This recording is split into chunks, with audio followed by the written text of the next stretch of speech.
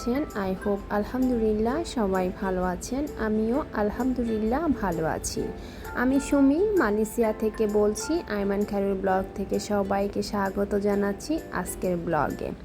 আজকের ব্লগটি আমি সকাল থেকে শুরু করেছি।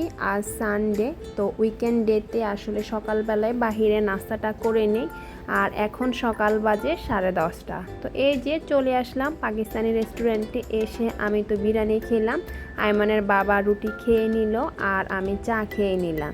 ওইখান থেকে চলে আসলাম আমাদের বাসায় আমি আগেও বলেছি 3rd ফ্লোর পর্যন্ত শপিং মল, সিনেপ্লেক্স, এখানে বাচ্চাদের অনেক ধরনের রাইডার আছে আর 6 ফ্লোর পর্যন্ত কার পার্কিং। তারপরে কমিউনিটি পার্ক 7 ফ্লোর এবং 8 ফ্লোর থেকে হলো সবাই বাসা ফ্যামিলি, যে ফ্ল্যাটগুলো সবাই থাকার জন্য আর কি।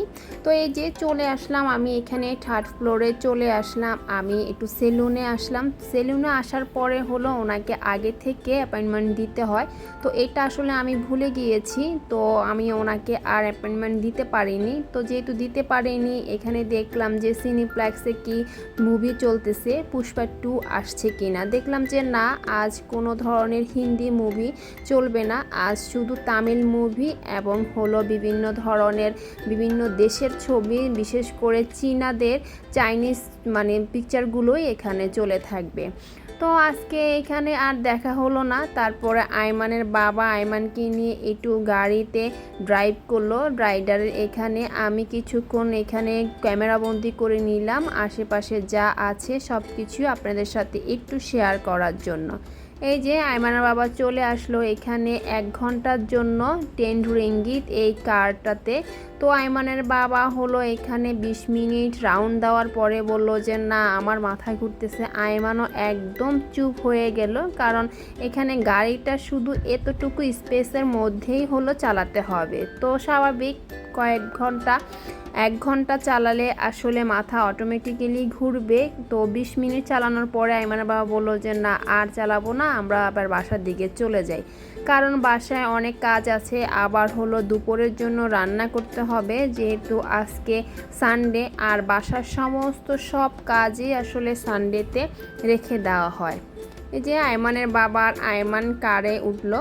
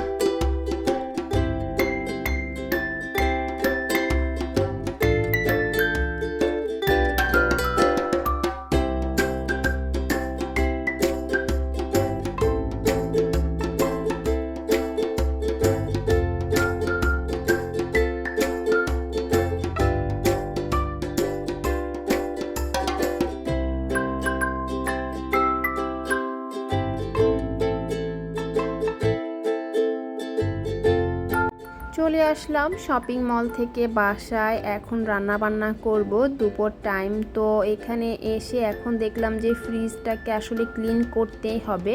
আর ভাবলাম আইমানের বাবা বাসায় যেহেতু আছেই, তাহলে আমি রান্নার পাশাপাশি আমি ডিপটাকে আর হলো নর্মালটাকেও ক্লিন করে নিই।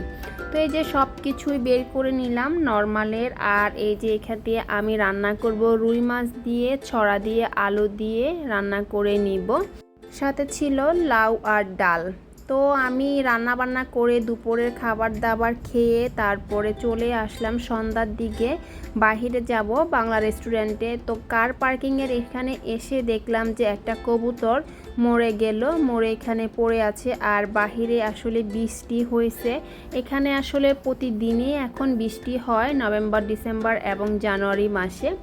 তো এখান থেকে আমরা এখন চলে গেলাম যে নার্সারিতে। ওর বাবাকে বললাম বারান্দায় আমি কিছু গাছ লাগাবো। তোর বাবা বলল চলো তাহলে নার্সারিতেই প্রথমে যাই, গিয়ে দেখে আসি যে নার্সারিটা এখানে ওপেন কিনা। আর এখানে এসে দেখলাম যে না, এটা অফ হয়ে গিয়েছে, অলরেডি 7টা বাজে এখন।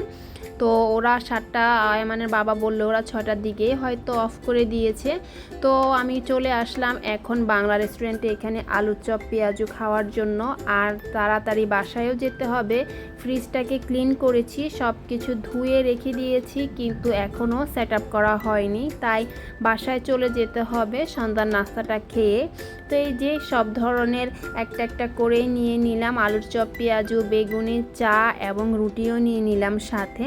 তো এই যে বাসায় চলে আসলাম। তো আজকের ভিডিওটি আমার এই পর্যন্তই। ভিডিওটি যদি ভালো লেগে থাকে তাহলে অবশ্যই কমেন্ট করে জানাবেন। আর পরবর্তী ভিডিও দেখার জন্য সবাইকে আমন্ত্রণ রইল। আজ এই পর্যন্তই। আল্লাহ হাফেজ। আসসালামু আলাইকুম।